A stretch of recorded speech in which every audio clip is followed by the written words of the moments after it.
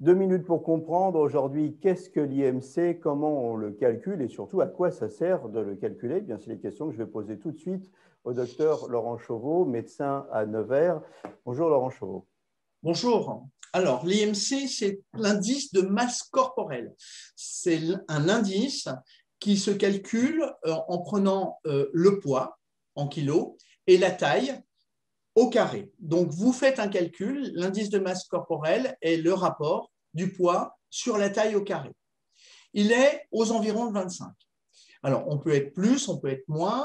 Il va nous permettre de voir éventuellement une trop importante maigreur ou un poids trop important, un surpoids ou une obésité éventuelle avec différents grades d'obésité qu'il faudra prendre en charge.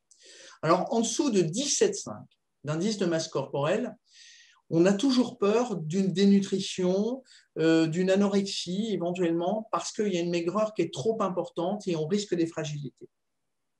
L'idéal d'avoir de l'indice de masse corporelle, c'est qu'il se trouve entre 20 et 25. C'est le poids, le rapport poids sur taille qu'on va appeler le poids de forme, qui va nous permettre d'être en bonne santé, de ne pas avoir trop de surcharge en graisse. Et au-delà de 25, souvent, il y a une petite adiposité qui va commencer à poser problème. Au-delà de 28 d'indice de masse corporelle, on aura des risques cardiovasculaires et des risques de diabète qui vont pouvoir se mettre en place. Et au-delà de 30, on va commencer à entrer dans l'obésité avec différents grades. 30, 35, 40, 45, on peut voir jusqu'à 50. Et là, il faut vraiment, au-delà de 30, commencer à se prendre en charge.